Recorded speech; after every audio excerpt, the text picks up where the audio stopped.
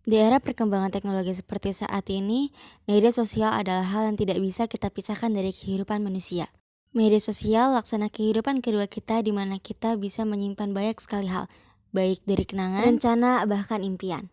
Namun sayangnya dunia digital adalah sebuah ruang bising, cepat dan tidak menunggu siapapun. Oleh karena itu, bagaimana cara kita agar tidak terlena oleh tren-tren dan bahkan bisa menginovasikan suatu hal yang baru? My milkshake brings all the boys to the yard and their life is better. Marketing Public Relation atau yang biasa disebut MPR adalah sebuah cabang dari PR atau Public Relation. Public Relation sendiri memiliki dua cabang yaitu MPR dan CPR. CPR adalah Corporate Public Relation. MPR tidak hanya membahas mengenai bagaimana supaya produk yang kita buat atau yang produk yang kita tawarkan diminati oleh konsumen. Namun bagaimana produk yang kita tawarkan itu akan memberikan manfaat kepada mereka. MPR berbeda dengan marketing. Kita belajar bagaimana cara membuat citra, membangun relasi, dan membangun keterhubungan bersama konsumen. Selain itu, MPR juga tidak hanya membahas mengenai produk komersial, tapi juga beberapa MPR membahas mengenai isu-isu sosial yang mereka ingin lebih diketahui oleh masyarakat luas. Karena sebenarnya reputasi adalah hal yang lebih penting dibandingkan hanya angka viral semata. Sebagai seorang MPR, kita juga harus berdampak kepada sosial dan harus bisa memberikan kontribusi besar kepada lingkungan kita.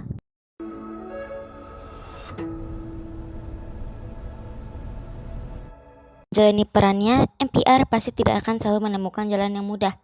Jalan MPR sama seperti jalan Jakarta yang macet pada pagi hari. Pasti banyak hal yang berubah, banyak hal yang harus dilewati demi rintangan yang pasti akan terus menerjang di setiap waktunya.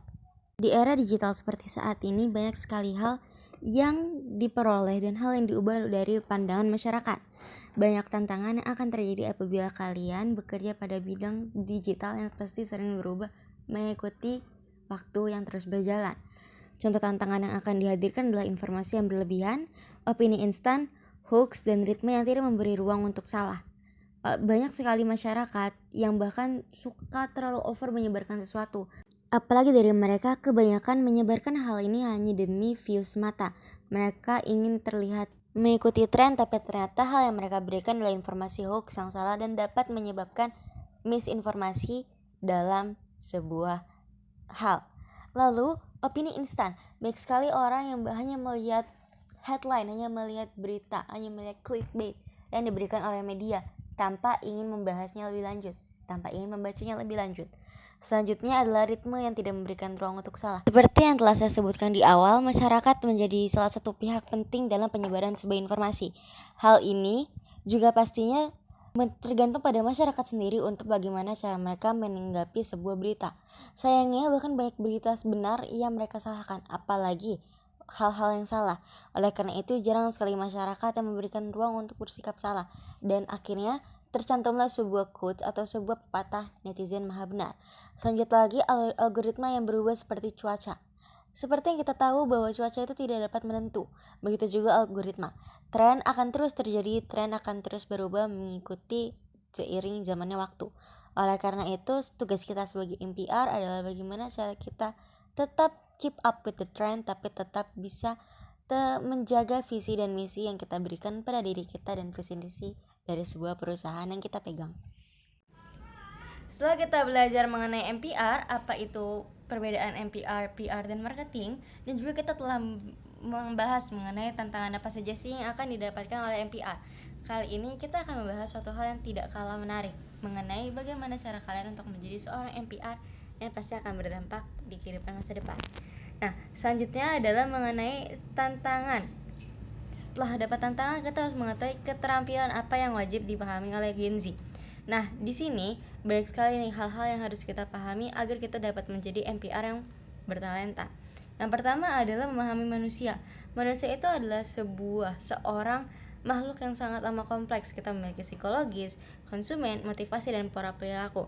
Sebagai MPR, kita harus tahu bagaimana caranya untuk dapat mengetahui apa sih yang diinginkan dari konsumen, apa yang mereka inginkan, apa yang mereka tidak inginkan, bagaimana cara kita mendekatkan diri kepada mereka, bagaimana cara membuat market kita, hal yang kita lakukan, campaign kita itu bisa diterima dengan baik oleh mereka.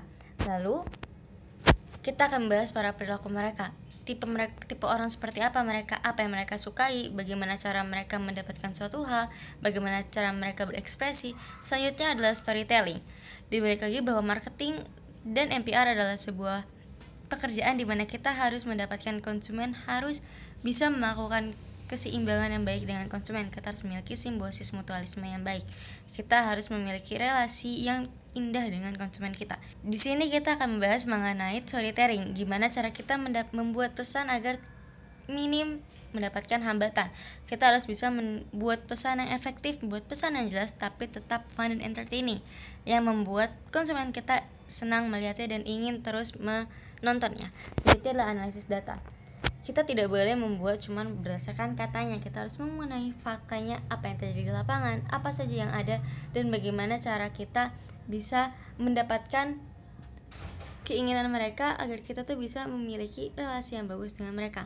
Lalu ada strategi komunikasi.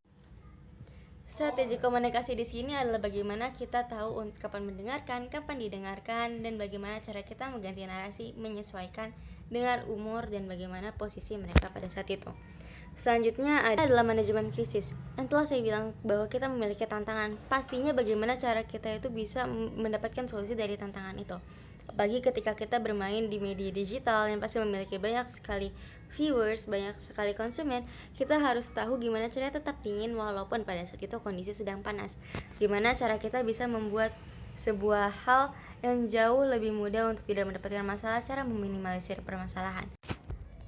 Setelah mengetahui bagaimana cara atau hal-hal yang harus kita pahami mengenai menjadi NPR, di sini kita gimana cara untuk membangun sebuah identitas digital dan portofolio. Nah, di sini pasti ketika kita ingin menjadi NPR, kita harus memiliki kesan yang baik kepada masyarakat dan juga bagaimana cara kita mengambil simpati, mendapatkan kerjasama dengan pihak-pihak tertentu. Di sini kita butuh kredibilitas, bukan hanya estetika belaka. Kita harus memiliki nama integritas, gimana cara kita untuk bekerja dan menjadi seseorang yang dapat dipercaya, apalagi kita membahas sesuatu hal yang berbau masyarakat. Selanjutnya lagi strategis. Magang strategis di sini adalah kita magang dengan institut atau perusahaan-perusahaan yang memang memiliki citra yang baik di masyarakat, biar kita bisa tahu bagaimana cara sebuah perusahaan bekerja, bagaimana cara kita menjadi seorang NPR yang baik dan dapat berdampak bagi perusahaan serta bagi lingkungan kita. Selanjutnya adalah mengenai freelance kecil untuk membangun pengalaman. Sebelum magang, apabila kita kesulitan mendapatkan magang, kita harus bisa mulai freelance yang kecil-kecil. Kita telah dikaruniai oleh banyak sekali aplikasi seperti Glean, Steplocker, dan lain sebagainya. Aplikasi-aplikasi untuk mencari kerja yang pastinya akan sangat amat membantu kita dalam mencari freelance. Selain itu juga kita bisa mendapatkan informasi mengenai bagaimana cara menjadi NPR yang baik di berbagai hal, di berbagai sosial media, Instagram, TikTok, bahkan AI sekalipun. Selanjutnya adalah aktif ikut komunitas. Sosialisasi adalah hal yang penting untuk bisa dimiliki oleh NPR. Kita harus tahu bagaimana caranya berkomunikasi dengan berbagai tipe orang yang berbeda-beda. Di sini, komunitas pasti akan terus membangun kita untuk bisa mendapatkan pengalaman yang baru, bekerja sama dengan orang-orang yang baru, dan bagaimana cara kita menyelesaikan sebuah masalah yang tidak terduga. Selanjutnya ada belajar tools yang akan penting ketika kita menjadi seorang NPR.